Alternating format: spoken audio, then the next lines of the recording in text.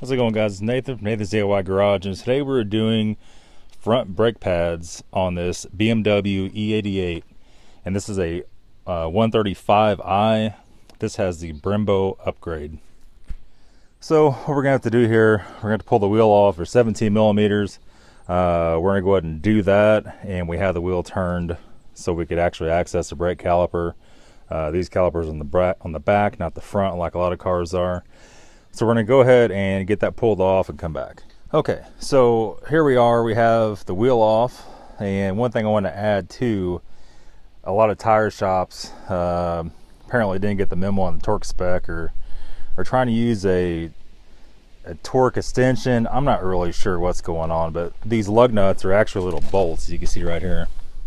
And the torque is, what is it, 65 or 70? Might even be 60. Pretty much of that won't take it off, and I could barely break it loose with the 3-foot breaker bar. It's too tight. I don't know how many foot-pounds those are. That's a super common problem I see a lot. Almost every car is like that. So be sure, guys, when you're at your tire shop, you're getting tires put on, make sure you mind them not to overdo it, because that can cause other problems too. You can easily snap one of those off going that tight. That being said, these big Brembo 6-piston brakes, what we're going to start off by doing here, we're going to go ahead and pull out, this is the driver's side, so we're going to pull out the brake pad sensor here. There's a little spring clip in that. We're going to pull that out to make sure we don't lose it, and we're going to push that back off out of the way. And how the wire mounts, has a little cap that sticks over the bleeder nipple, just like that, and it pulls out of there. And I better not do that one hand, I might end up losing it. And we're going to end up taking out the big Allen bolt on top and the one on the bottom. And on these, that's going to release the whole thing. So let's go ahead and get started. Okay, guys, so where we're at right here, we've already broken loose. Where are we at? This upper bolt and this guy. And this uses a number 10, and this is a Allen bit. You might believe it's an actual Allen key, but it's probably going to be pretty difficult to break these loose. What we did here, we used a 3-foot breaker bar. We put it on our handle ratchet. We just ever so carefully and ever so gently broke them loose and turned them out. Now, on the back sides of these bolts, the hole does go through, so you actually might have to spray some penetrating oil on the back side of it. Depends on how corroded these are. These weren't corroded really at all, so they came out pretty good. So once we have those taken out, put those off to the side. We're not going to lose them. We're going to get a small pry bar here. We're going to go up in here and just ever so gently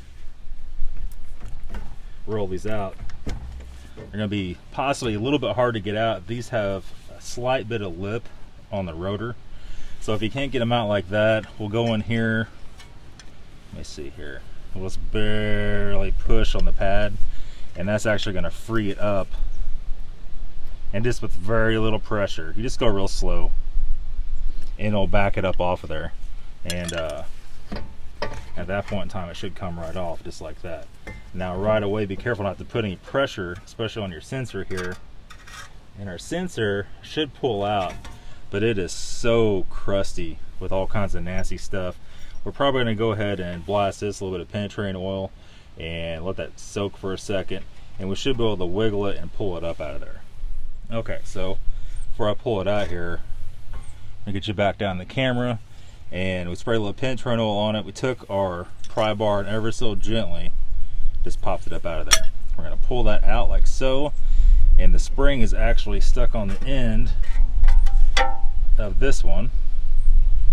For right now, we're going to push it back on there, kind of wipe it off, and you want to make sure that nothing was grinding anywhere on that. Make sure where it slid in there was not grinding on the disc. This one was not. If it does, you have to replace it. For right now, we're going to set that back out of the way, let it dangle. You never want to have any tension on your caliper. I don't know if you can see this or not, so we're going to pry it back here a little bit so you can see. Alright, you can see how the caliper just kind of balanced up here for right now. What we're going to do, we're going to take it down, we're going to flip it over ever so gently, and you can see the pads are stuck in the caliper at this point, and it's compressed quite a bit. We're gonna go get our C-clamp, we're gonna go ahead and press on the old pads, and we're gonna press all the pistons completely back. Okay, so we're back, we have our C-clamp, and we're gonna ever so carefully go on the middle, and probably what we're gonna do is put our microfiber up here so it don't scratch the surface. It don't take much, and the trick is not to go fast. You just barely squeeze it all. I hope that wind's not too much for my windsock. I guess we're gonna find out. We're squeezing back in. Just almost no pressure at all. It should go back in real easy. And it's all the way in there. And then on the back, we don't need the towel, of course. Going to just get on the edge of the pad. We're going to ever so gently, slowly push it back in. Need about 4 hands to do this.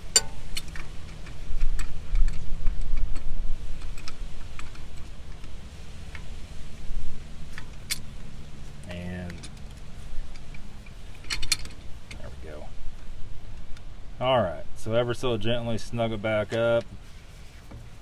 I'm actually going to hold down on the back of that while we're doing that so it don't pop off of there.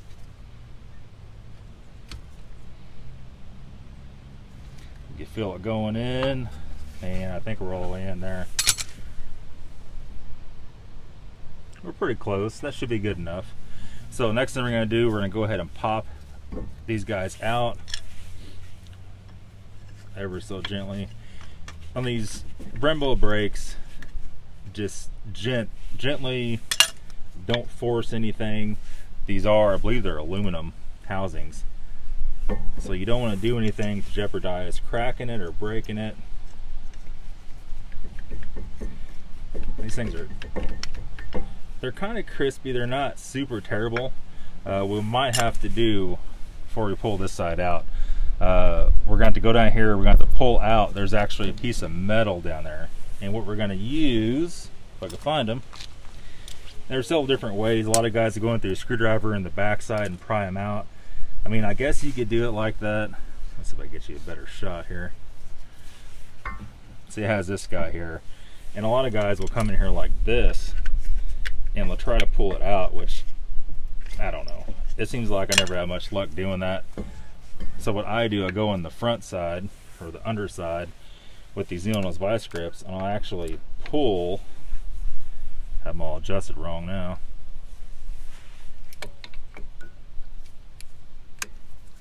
I'll actually pinch it so you don't have to pry so hard on it, and I'll flip it around. That might be. You want to squeeze them where it's not super hard, but it's still, get it right in the face, right in my eyeball. That's awesome. Okay, so we have that. Now what we're going to do, we're going to flip it around without knocking it off. And we're going to take this guy, and we're going to pull him past it here, just like that. And then this guy comes out. That's the easiest way I found out how to do it. They probably make a special tool just for that. And then when you put it back in, you just put it back in and you just push it in after the caliper is already mounted and the pads are already in.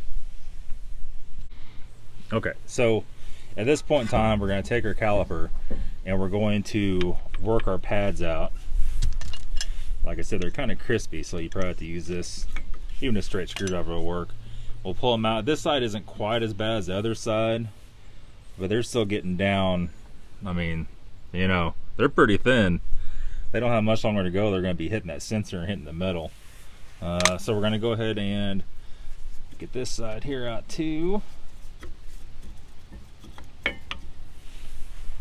And you can take a rag or even a wire brush and clean up those little posts.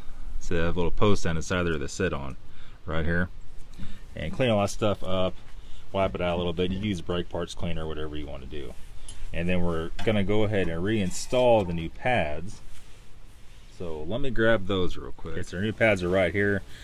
These are just Duralast Golds. The only thing I got my hands on within one day. These are AutoZone. They were like 42 bucks. They're not ceramics, so we know they'll probably maybe turn the wheels black. It's the only thing we had available right now. A lot of guys don't like ceramics. I do, because the wheels stay clean. If you're more of a racing situation, maybe you don't want that. I don't know. So we're gonna go ahead and just slip that on there like that, and we're gonna slip this guy on here like this, paying special note that there is a notch down here that is for your brake pad wear sensor. So we're gonna make sure that's on the bottom. Let's go ahead and flip this thing over, get it all lined up, and those are on the bottom. We're gonna go and flip this guy over and put him in there like that. Now, since these rotors have a slight edge on them, it might be a little bit difficult to slip on.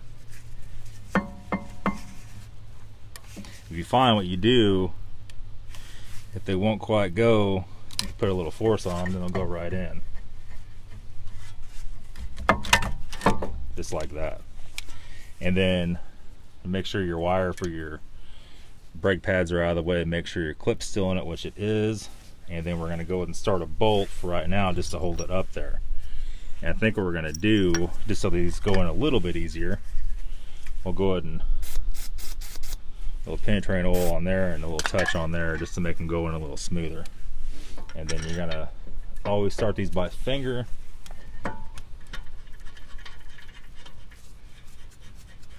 Alright, and like I said, always make sure your notch is down here for your pad sensor. We'll do that here towards the end, and we're going to go ahead and install the bottom one.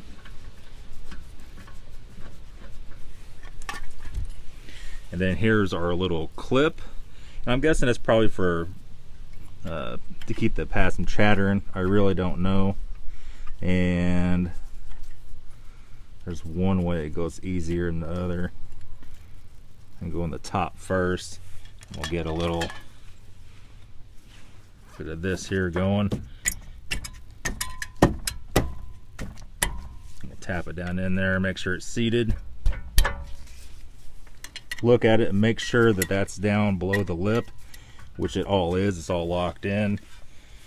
And I think we're ready to go ahead and torque down these guys. And then our pad sensor should, if I can see it from this angle, it should just push in the pad. Don't force it, just ever so slightly push and wiggle. And you feel it click in. We'll go ahead and hook this guy back up here to put the wire back in, like that. And let me go and look at the torque specs for you guys for these two bolts, and that way you know for sure how tight to go with it. Alright guys, so we're going to go ahead and torque these at 80 foot-pounds. Now there's a lot of guys on the internet saying to torque these at 114. Some guys are saying 202. 202 you're going to snap them off. 114, I don't know, they're kind of longer bolts. These are pretty tight, but the torque is right from Brembo is 80. We have our torque wrench here, we have it set at 80. And we'll go ahead and, instead of making that one click right first, we'll stagger it out a little bit. There we go. Try not to hit the car with the torque wrench, that'd be bad. Alright, so we're torqued to 80. So go ahead and double check everything, make sure your brake pad sensor is snapped all the way in, which it is. Go ahead and take your hand, roll your rotor, make sure it's not rubbing nothing, you get your hitting the pads. As soon as we first tap the brakes, that'll stop. So we're going to go ahead and do that. We'll put our wheel back on and reassemble it. So that is all for the front brake Brembo pad change on the BMW 135i. This is probably also the same, I believe, for the M3 and a bunch of other cars. But that's it. Thanks for watching.